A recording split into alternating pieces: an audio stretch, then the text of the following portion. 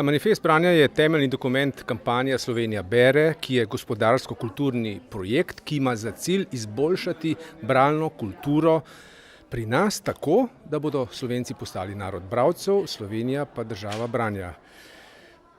Kampanja ima za cilj opozoriti na to, da s tem, da zaradi relativno nizke bralne kulture pri nas Slovenija in slovensko gospodarstvo izgubljata veliko razvojnih in družbenih priložnosti, državljani in državljanke pa možnosti za osebni razvoj in rast.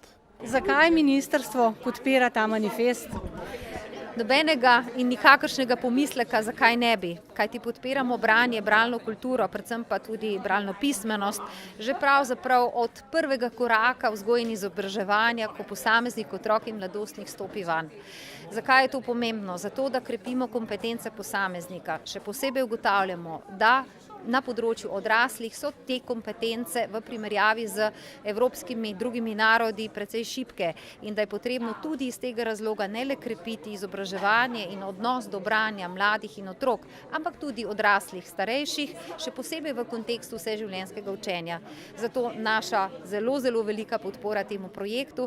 Hvala Gospodarski zbornici in predvsem vsem tudi našim kolegom ministrom, da podpiramo nekaj, kar moramo graditi vsi, vsak Slovenec in Slovenka, bralno kulturo in naš lastni odnos vsakega od nas do knjige, do zapisanega in povedanega.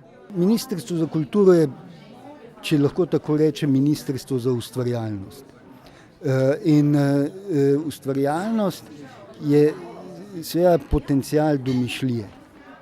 In domišljija je odvisna, kot je bilo danes nekajkrat poudarjeno, v največji možni meri pravzaprav ravno od branja. Domišljija in ustvarjalnost sta pogoj pravzaprav za sleherno uspešnost, tako za podjetnost, tako na drugih področjih, recimo aktivnosti, zato ker domišljija omogoča, da si lahko predstavljamo cilj, za katerega se želimo angažirati. Lahko si predstavljamo nekaj, kar še ne obstaja. In kar želimo doseči. In prav zaradi tega je seveda branje tako pomembno in je eden najpomembnejših, po mojem prepričanju, dejavnikov razvoja. Ko se je Slovenija osamosvojila, je v parlamentu stopil predvse pesnik Tone Pavček in je vizionarsko izrekel: če ne bomo brali, nas bo pobralo. In zato sem se iz te akcije s takim veseljem pridružila, da nas ne bi res pobralo. In tudi zato, ker so znanstveniki dokazali, da tisti, ki berejo, doživijo demenco in Alzheimerja kasneje. In tisti, ki berejo, celo živijo dlje od onih, ki ne berejo.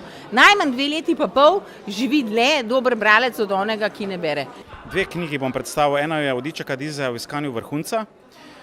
Bistvo te knjige je, da podjetju, če ga dobro vodiš in če ga vodijo prave stvari, ni treba, da propade, tako kot človek se rodi pa umre.